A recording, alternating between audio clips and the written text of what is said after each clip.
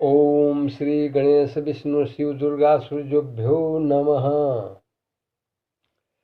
अखंडमंडलाकारं व्याप्तं येन चराचरं तत्पदं दर्शितं येन तस्मै श्री गुरुवे नमः।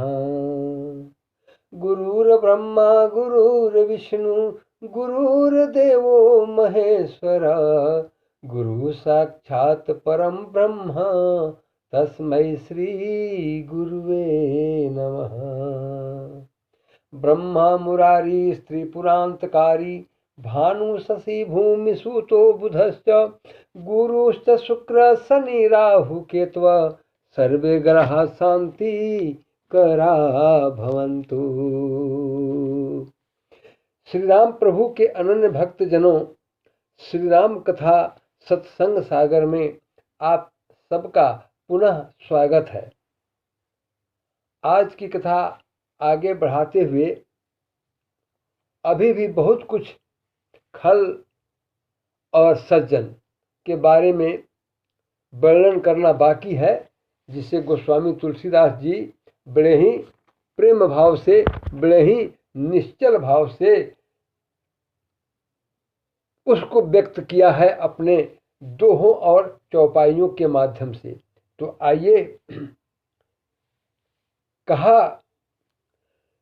अस विवेक जब दे विधाता तब तज दोष गुण ही मनुराता काल स्वभाव कर्म बरियाई भले वो प्रकृति बस चुकई भलाई। अर्थात ऐसा ज्ञान जब विधाता दे, यानी जब विधाता कोई ज्ञान देगा तो जरूर सुजस वाला ही ज्ञान देगा, जिससे मानव को उसके जीवन में जस प्राप्त हो। तब अवगुण को छोड़कर वह व्यक्ति गुण को ग्रहण करने में मन से लग जाता है और समय, स्वभाव और कर्म की प्रबलता के कारण भले पुरुष भी, यानी समय के वशीभूत, यानी काल कर्म के वशीभूत होकर अच्छा मनुष्य भी माया के बस होकर भलाई से कभी कभी चूक जाते हैं। आगे गोस्वामी जी कहते हैं, सो सुधारी हरिजन जिमिले ही अदलि दुख दोष बिमल जसु देही अखलऊ करही भल पाई सुसंगु अमिटई न मलिन स्वभाव भंगु। अर्थात भगवान के भक्त जैसे भूल को सुधार लेते हैं और दुख दोषों को दूर कर निर्मल जस देते हैं। अगर कोई सज्जन व्यक्ति से कोई गलती हो जाए और उसको एहसास हो जाता है तो उसे उस भूल को सुधारते हैं, जिससे उनको संसार में जस की प्राप्ति होती है, क्योंकि अपने भूल को सुधारते हुए वे फिर अच्छे कर्मों में लग जाते हैं।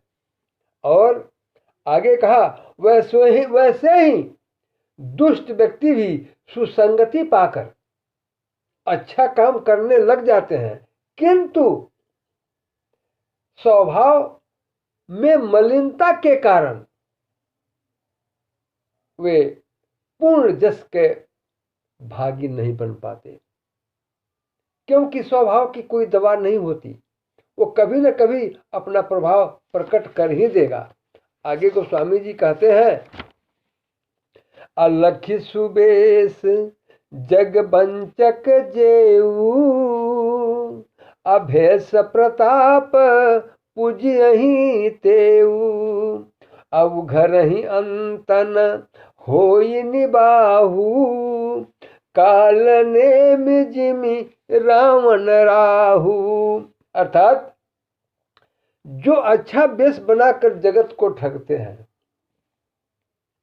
टीका फुटारा भांति भांति के सज्जनों वाला वस्त्र पहन करके अपने आप को बड़ा बड़ा सिद्ध बता करके संसार को लोग ठगते हैं। अर्थात वो वेश के कारण, वो वेशभूषा वस्त्र के कारण उनको वो सम्मान प्राप्त होता है और संसार में पूजे जाते हैं। उनकी असलियत क्या है ये कोई बाद में देखता है, पहले उनका वस्त्र देख करके फिर उनका सम्मान लोग कर देता है। और जब उनका कपट खुल जाता है, यानी जब उनका भेद खुल जाता है, तब अंत तक निर्वाह नहीं होता। जैसे कालनेमी का, वो भी राम राम रट रहा था लेकिन हनुमान जी के द्वारा मारा गया। रावण का और एक दुष्ट ग्रह है जिसे राहु कहते हैं, उसका वो कितना भी अपना वेश बदल ले, जब तक उसकी असलियत लोग नहीं जानेगा तब तक वह सम्मान पाएगा, और जैसे ही भेद खुल जाएगा अपमानित हो जाएगा। ये कहा अकिए हूँ कुबेशु साधु सन मानू, अजिम जग जामवंत हनुमानु। किए हूँ कुबेशु साधु सन मानू, मैले वस्त्र में भी जो साधु होते हैं, असली साधु, उनको श्रृंगार की अधिक आवश्यकता नहीं होती। वे संसार में हर जगह हर समय सम्मानित होते हैं। जैसे जामवंत जी भालू है, शरीर में पूरा रुआ है, लेकिन सम्मान उनको कितना प्राप्त हुआ, प्रभु का सानिध्य प्राप्त हो गया। हनुमान जी को ले लीजिए, कहने के लिए तो ये बंदर है, वस्त्र यानी उनका रोआ है जो मलिन है, लेकिन भक्ति के कारण, सुसंगति के कारण उनका कितना मान बढ़ता है। हनुमान जी का हम अपने देवता के रूप में, कलयुग के वही साक्षात देवता के रूप में पूजते हैं। आगे कहा गगन चढ़ई रज पवन प्रसंगा, अकिचई मिलई नीच जल संगा। जब पानी धूप से तप करके वाष्प बनता है और बादल का रूप धारण करके और जमीन पर बरसता है, तो खाल ऊंच में जब धूल पर पड़ता है तो वह कीचड़ बन जाता है। तो जब कीचड़ बन गया अच्छा ही चीज, वही वाष्प जब कीचड़ बन गया तो मान नहीं पाया, लोग उससे कट करके चलते हैं। लेकिन जब वही जल तप कर वाष्प बनकर बादल का रूप धारण करके और कृषि खेती पर बरसता है, तो वह संसार को जीवन देने वाला हो जाता है। तब उसको कितना जस प्राप्त होता है। ये बड़ी कठोर बात है और भाव भीनी बात है, विचार करने वाली बात है। आगे कहते हैं साधु असाधु सदन सुख सारी, असुमिरहि राम देहि गनिगारी। जैसे ये जो जल का वाष्प होना, फिर बादल होना और जमीन पर गिरना, तो कीचड़ जब बनना तब, और जब फसल पर पड़ना तब, जस और अबजस कैसे मिलता है, कैसे मिला ये? तो जब अच्छे घर का एक तोता को ले लीजिए, मैना को ले लीजिए, उसके घर में उसको राम राम रटाया जाता है, तो कोई भी आता है तो उसके समक्ष वो राम राम कहता है। और दुष्ट के यहाँ का तोता जब किसी को देखेगा तो गिन गिन करके सिर्फ गाली ही गाली देगा, क्योंकि उसको वही शिक्षा मिली है। अधूम कुसंगति कारिख होई, लिखिए पुराण मंजुमसी सोई।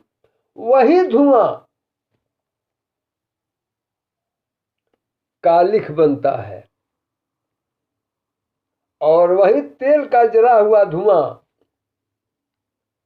आंख का काजल बनता है और स्याही बनता है, जिससे जब आंख में लगेगा तो चेहरे को सुंदर करेगा, और जब स्याही का रूप धारण करेगा तो वह वेद शास्त्र पुराण लिखने के काम आएगा। ऐसे बताते हैं। असोई जल अनल अनिल संघाता, अहोई जलद जग जीवन दाता। ये पहले कह चुका मैं। कुसंग के कारण धुआं कालिक कहलाता है और तेल बत्ती सुसंगति से वही अच्छी स्याही बनकर पुराण लिखने के काम आता है। वही धुआं जल अग्नि और वायु से संबंध से भाप रूप बादल होकर संसार को जीवन देने वाला हो जाता है, जो खेती पर कृषि पर बरसता है। दोहा में कहते हैं, ग्रह भेषज जल पवन पट, अपाई कुजोग सुजोग, अहोहि कुवास्तु सुवास्तु जग, अलखहि सुलक्षण लोग। अर्थात ग्रह, औषधि, जल, वायु और वस्त्र, ये कुजोग और सुजोग को पाकर,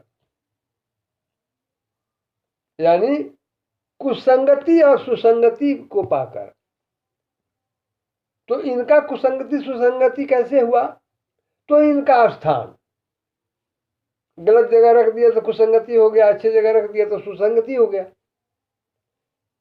भले और बुरे पदार्थ हो जाते हैं सिर्फ सुसंगति और कुसंगति के कारण। सिर्फ रखने मात्र से इस बात को चतुर लोग ही जान सकते हैं। तो मित्रों, गोस्वामी जी बड़े मनोरम तरीके से अभी संग कुसंग, संगति कुसंगति, अच्छे बुरे, जस अपजस की चर्चा करते हुए यहाँ तक पहुँचे। आज मैं अपनी वाणी को यहीं विराम देता हूँ सज्जनों। तो बोलिए जय श्री राम, जय श्री राम, जय श्री राम, जय राम श्री राम, जय जय राम।